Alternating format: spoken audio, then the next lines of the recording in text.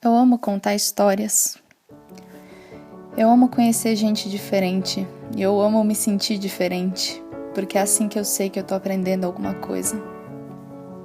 Eu tô em Budapeste por pura coincidência. O meu destino se cruzou com um dessas pessoas por pura coincidência. Quando eu chego na estação de trem, onde eu vejo centenas de refugiados, e eu digo que eu sou jornalista, as pessoas me perguntam de que veículo eu sou. Mas eu não sou de veículo nenhum. Eu sou só humana. E como humana, eu só quero entender por quê.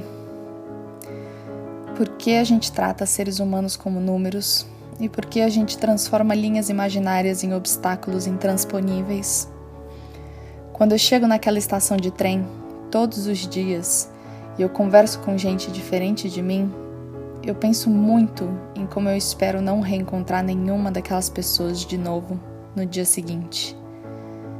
Eu adoraria conversar com elas por muito tempo, mas quando eu volto para lá, 1 ou 2 dias depois, eu só quero que elas não estejam mais ali, que já tenham ido embora, que já tenham chegado um pouquinho mais perto da vida nova que elas buscam, que tudo que tenha sobrado sejam as suas mensagens nas paredes e a imagem que eu guardei delas na minha cabeça. De uns dias pra cá, eu tenho um novo sonho. Chegar naquele mesmo lugar e encontrá-lo vazio, sem barracas, pilhas de roupas doadas, gente dormindo no chão. Mas sempre tem gente nova.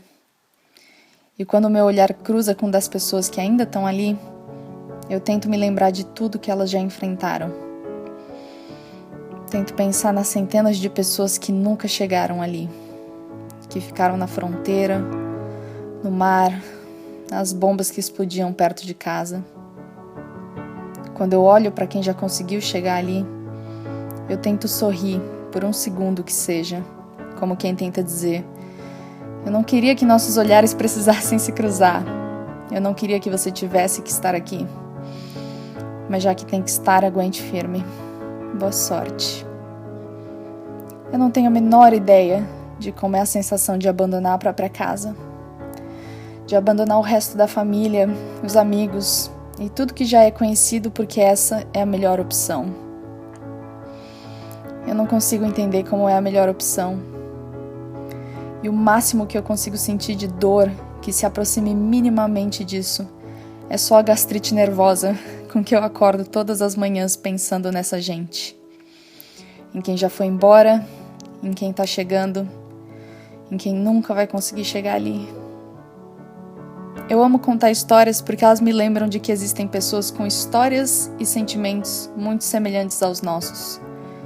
Existem crianças querendo ter infância, adolescentes sonhando com a faculdade, universitários sonhando com diploma, diplomados buscando trabalho. São os mesmos sonhos e as mesmas necessidades em qualquer lugar do mundo. Mas quando se é uma estatística, e quando as linhas imaginárias se transformam em cercas, muros, polícia, nós somos separados um do outro, desumanizados, esquecidos. Eu tive um clique quando eu conheci essa mãe. O nome dela, traduzido, significa esperança. Esperança é a única coisa que essas pessoas podem ter agora. Elas não têm mais casa, nem sempre têm comida ou água, não têm escola, emprego.